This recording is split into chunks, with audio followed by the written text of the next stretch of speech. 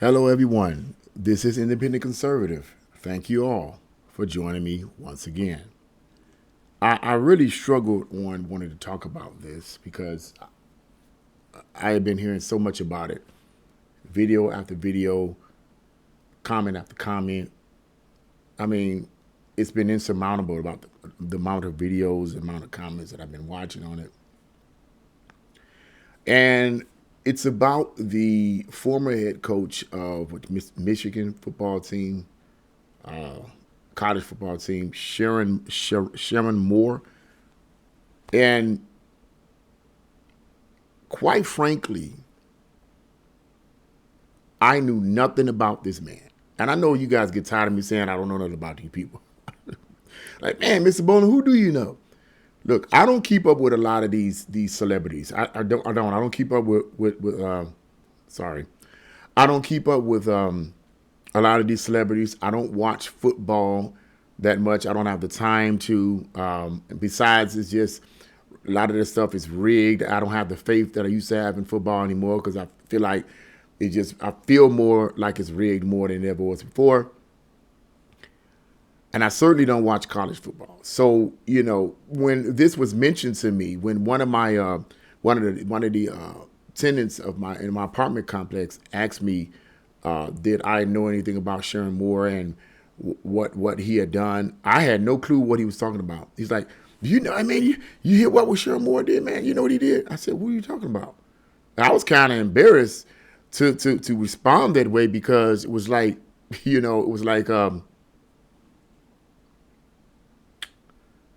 This tenant was a black. He was a black man, his brother, and so I'm like, man. So when I responded to him with the I don't know who this guy is, he's like, oh man, come on. So he began to tell me about him. He began to say he had got promoted to be the head coach of the college football team in Michigan State, which is a prominent university, and what ended up happening, I mean, he had I think it was like $13 million, no, $30 million contract over a span of 5 years. $13 million, like $6 million, 5 or 6 years, like $6 million a year, or something along that line. But either way, when he was giving this information to me, this was a multi-million-dollar deal. And he began to tell me that this man lost it all because he had an adulterous affair with someone on the college staff, and I think it was among the college staff members, and I was shocked by it. I was bothered by it. But then he told me later on that the man had eventually, when he got found out, I guess he tried to he got the woman that he was fooling around with pregnant, and wanted her to get an abortion. So he had a DoorDash person send her the abortion, give him an abortion pill to give to her, something along that line. It was real crazy stuff. I know you already know about it. So I don't want to go into all of that because I know you guys already know about it. I want to do a commentary on actions and reactions and self-control and that type of thing. But having heard all of that, it bothered me, right? But what bothered me even more was what he allegedly did afterwards. And that's what I'm going to read here. I'm going to read a small portion from this news article, and then I'm going to get right into my commentary because I wanted to give this prelude to this situation because I am really bothered by it. I really am bothered by it, even though I know nothing about this man. Absolutely nothing about this man. I don't know anything about him, never seen him, never heard of him, but then I do know him. And you're going to find out what I mean by that. Let's get right into this. The prosecutor in the case of former Michigan head football coach Sherrone Moore revealed chilling details of the accusations against the coach, including that he grabbed scissors and threatened to make his former mistress watch as he killed himself. So this is exactly what ended up happening. So I'm going to read this here. It says, the graphic details as well as the charges against the former coach will broadcast on Friday at Moore's arraignment in Pittsfield, Township, Ann Arbor. Prosecutor Cater Ramariski laid out what these people their names, laid out what she believes are the facts behind the case, as well as the charges she plans to bring against Moore, which include home invasion in the third degree, stalking, and breaking and entering. Now I was hearing somewhere, and correct me in the comment box, but somebody was telling me that he held the knife up to her throat and tried to take her life or something like that. I don't know how accurate that is. I'm only giving you guys what this news article is sharing with me. Okay, so whether or not that's true or not, I don't know. But anyway, Moore sat in a secluded side room, cuffed in a white jumpsuit, while the prosecutor told the court about what reportedly led to the explosive encounter. Our victim broke up with the defendant on Monday morning, the prosecutor began.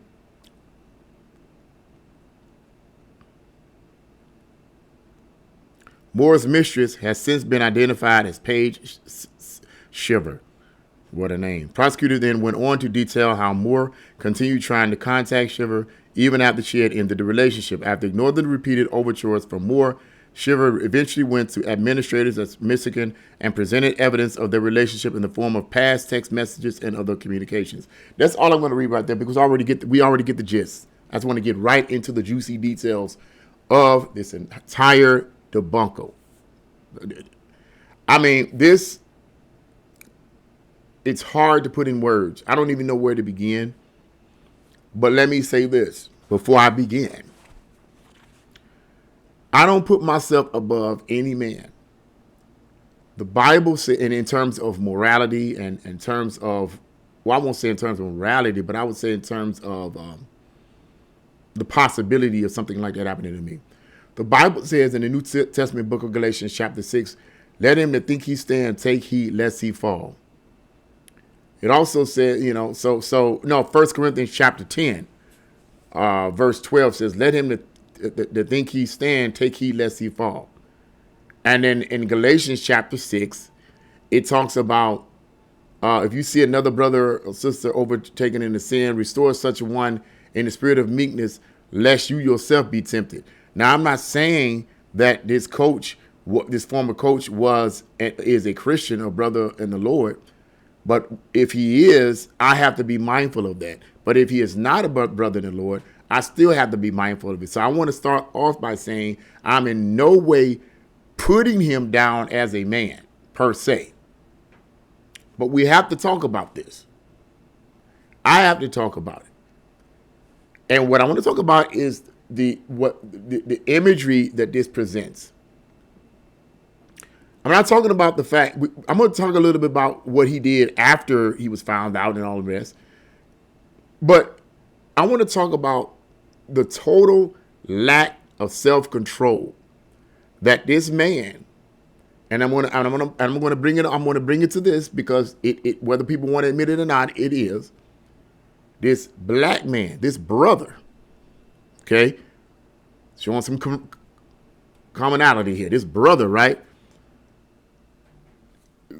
The image that portrays among black men. Why do I say this? Because this, and if we real with ourselves, if we honest with ourselves as black men in the black community, if we honest with ourselves, black men in general have a hard time keeping their moo between their legs. They have a hard time keeping that dang in their pants. They have it's like there's something pulling them to it. They have no self freaking control. I don't know how else to articulate it. Bro, Mr. Moore, sir.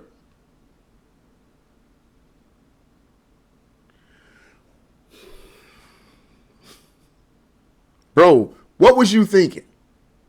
Or what he wasn't thinking, he was feeling.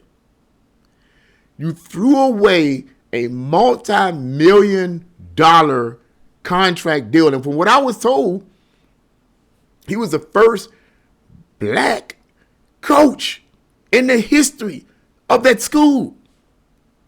and you mess it up by sleeping with a staff member, so he gets fired right off the bat because that's a no-no. That's part of the contract. You can't be doing. We're going to give you all this money, and the stipulation is don't be sleeping around with staff members, bro. You're married and you got, like, from what I understand, 3 beautiful daughters.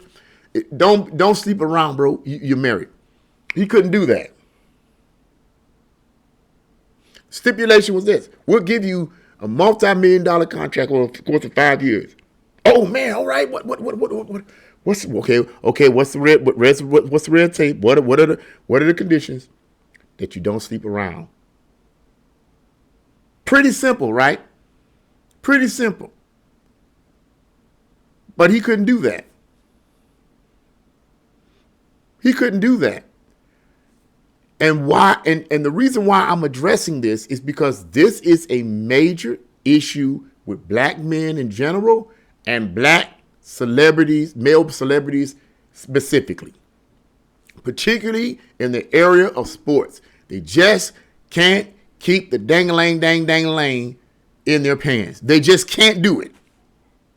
Bro, you don't have to prove your manhood by sleeping with every woman you get a chance with. Isn't that what Shannon, what was that guy? What was his name? Shannon, whatever. His name, Shannon, whatever. You know what I'm talking about. Well, how old was he? About 900 years old? What does he do? Same thing. No self-control. It's like it's like brothers, they just don't have no self-control, man. Now, when you look at it from another perspective, I could semi understand. Okay, I'm trying to speak it from a human perspective here. A brother or a celebrity that is not married, and they're and these women are constantly throwing themselves on these celebrities. That does happen. I've heard of many stories of celebrities talking about, male celebrities talking about, after a concert, whatever, they go in their room and there's a woman sitting in there, laying in a bed naked, or in a closet somewhere. Just in the how she got up in there, they don't know. Just to get some dang-a-lang, dang. Because she ain't coming up there to have a talk. She ain't in his bed. She ain't in his room to have a talk. She clearly in there for something else. And you know. When women throwing themselves on these, and these are nice looking women, throwing themselves on these male celebrities, I kind of can understand how hard it is to resist that, especially if you're single and you're young. It's extremely difficult. It'd be a miracle for a young man to be able to resist that, But when you are an older man, like this coach, well, I think he was like in his 30s or something, but you're still old, bro. You're not a teenager. You're not in your early 20s. He wasn't a teenager. He wasn't in his early 20s. He was an older, supposedly mature adult.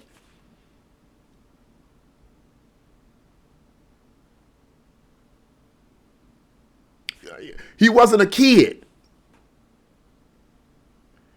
And so there is no excuse for what he did. Well, maybe the woman was throwing herself on him. Man, come on now. Even if she was throwing herself on him, this staff member was throwing herself on him, that's still no excuse. He has a wife at home. Even if he's having problems with his wife at home, they're at odds with each other. There has to be some integrity on the inside of him. And I believe every man has it. He has that mechanism in him. He just pushes, as my pastor always say, the override button. My conscience and that integral part of me is saying, don't do it. And the reason why you shouldn't do it is because these are going to be the consequences. It might feel good that first night. It might blow your mind. The sex might be absolutely mind-numbing. It might be so awesome. Man, your soul might just leave your body. But guess what? That's just momentary, homie. You get caught, now you got to deal with the consequences of that. And what is the consequences of that? The divorce, you get divorced. Your children looks at you now as a stain. You end up getting a divorce. You get fired off a multi-million-dollar job. And then he pushes the override button again and decides to want to off himself in front of the woman that he was cheating with and blame her for it. Then he breaks into her house first and does it. Really, bro? Really?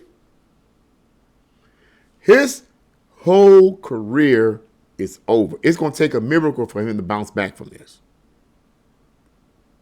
It's going to take a miracle for him to bounce back from it. And I pray that he does. I really do. I don't want to see him doing anything tragic. I don't want to see him take his life. I don't. It would hurt my heart. Because there's something like that. Because it can drive a person to take their heart. Take their life. So he should be on suicide watch. 24/7. But at any rate, the consequences is what he was not thinking about. And this is what happens with a lot of young, professional, black, and any celebrity. But I'm speaking specifically of black ones because there seems to be a problem with them more than anyone else. I don't know what's. It's just like this. It's like this cool code in the black community among black men. It's like this cool code. You're not a man until you've conquered a bevy of women. I heard many years ago. I heard this one of my former coworkers many years ago tell me when I was talking to him about God and talking about the Bible, and he was like, "Well, man, my philosophy has always been I want to conquer. I always felt like I was a man. My objective was to conquer as much, and I'm just gonna spell it out for you, PUSSY as I possibly could." That's what he told me. That was his mantra. That was his goal, and I'm pretty sure that was what was taught to him. Man, you got to conquer as many women and conquer as many and bed as many women as you possibly can. And what happens is that mentality is pushed in the black community among our black men, and they view it as cool. They view it as acceptable. Forget about having integrity. Just be a hoe. Be a male hoe. It doesn't matter about integrity. All that matters is you get as much as you possibly can. Forget about any venereal diseases. Forget about the consequences. Get yours, and that's it, bro. Then you a man. That is the stupidest, dumbest thing I've ever heard in my life, almost, if you will. It's this kind of behavior, in part, that is destroying the black community and destroying communities overall. Okay, but I got to make it black because it's always black folks that's doing this stupid stuff. It's always blacks that seem to have no self-control, particularly black men in specific. It's embarrassing, and I almost didn't want to do this. I almost didn't want to do this video, but I had to do it because, man, it was boiling up on the inside of me, and I get tired of seeing it, and I get tired of hearing about it. It's embarrassing. And this kind of act, someone was saying this, she says, him being the first black coach, they'll never probably hire another black coach.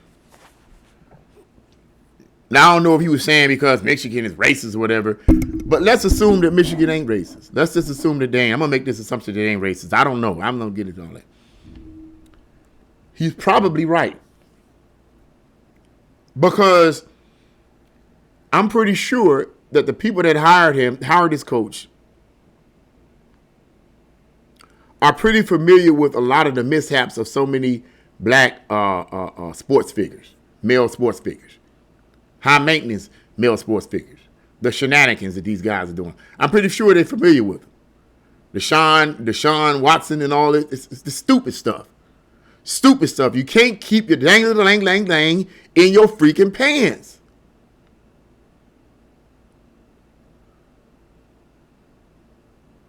But we want to be viewed as men. Man, you got to respect me. No person is going to respect, and no woman is going to respect you for that. If you don't have any self-control, if you cannot control your emotions, if you cannot control your passions, no real woman is going to respect a man like that. Don't fool yourself.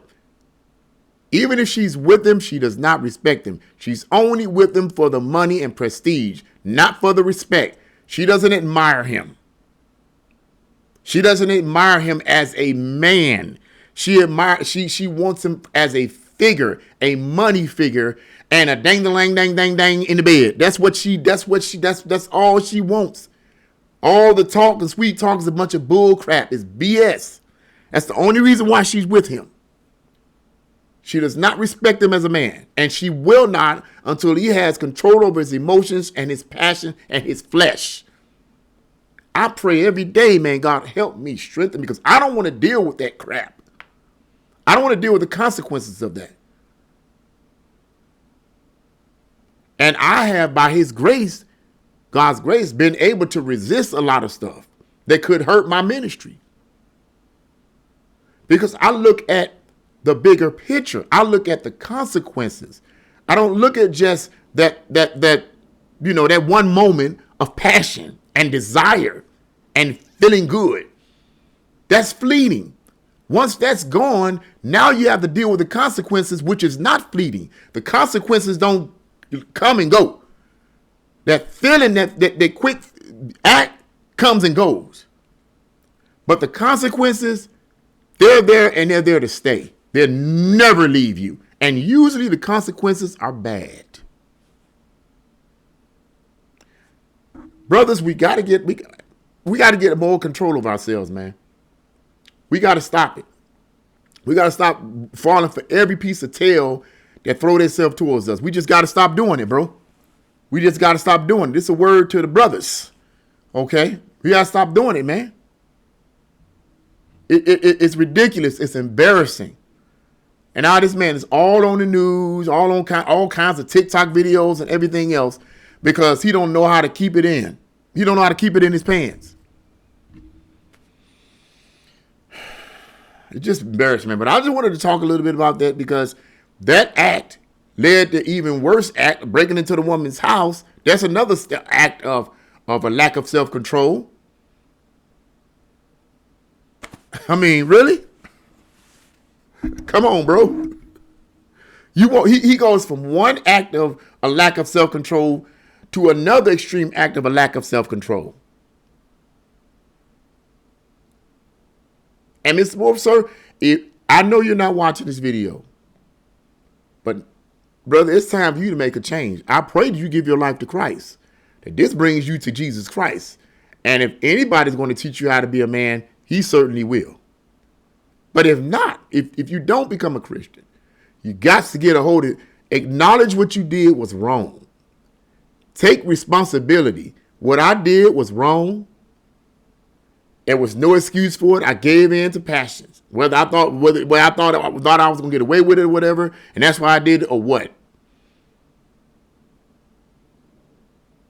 I don't know, but whatever the case may be, take responsibility, bro. I know you ain't watching this, but if you are, take responsibility. Acknowledge what you did was wrong. Ask for forgiveness, and then deal with the consequences. If you do that, I think people will be more softer on you. Just admit you messed up. You gave in to your passions. There was no excuse. I guarantee you, over the course of time, the healing will be quicker. But if you double down and act stupid like a lot of people do, and don't take accountability for what their actions, and blame everybody and everybody else on like you did when he broke in that woman's home, and then tried to threaten to take his life and blame her for it if he bled to death. I mean, really? You gonna blame her for it, bruh? This leads to the question, and I got to close this, man. This leads to the question as to who was pursuing who in this relationship, this extramarital relationship. Was he pursuing her, or was she pursuing him, or was it a mutual pursuit? Because if she was pursuing him and she knew he was married, she's nothing but a tool of the adversary to destroy another brother. if he was pursuing her and he knows he's married, and he was pursuing her and she knows that he's married, but she gives it, then he's a weak example of a man, or rather a grossly poor example of a man. That is not what a real man, is supposed to be doing. Real men have integrity, and it's not physical strength. It's the mind. It's the spirit. It's when you do the right thing. Watch this. Even when no one is watching, even when your passions is pulling you to do the wrong thing, you resist the passions. Do whatever you need to do to try to find a way out so that you won't screw up. But man, hold yourself together so that you don't make that choice that will ruin your life. So whoever did what, at this point, it don't even matter. The deed has been done. Now let's see what's going to happen from here. Let's see if he's going to acknowledge that he screwed up and he asked for forgiveness, and see if he's going to be able to move on. He's never going to get hired again, probably from the. I mean, I don't think they're going to hire him back, obviously, and anyone else probably not going to hire him because they're afraid you might do something else crazy. Just saying, man. But yeah, that's what I had to say about it. I know this went longer than normal, but I had so much on me and in me to talk about here that it just needs to stop. It just needs to stop, man. This lack of self-control, this lack of restraint and integrity from men and black men in high positions, particularly in the celebrity field, has to stop. It has to stop, or else we're going to eat ourselves alive. Ain't going to be any more men left. Where are they? Where are they? Where are the men? Where are the men? We got a generation of crybabies, of feminized crybabies, and I'm tired of it. I'm ranting, but you know I'm telling the truth. We have a generation of feminized crybabies who claim to be men, but they're not. But anyway, what do you guys think about this? Leave your comments in the comment section below. Like, share, subscribe to my channel. God bless you all. See you again.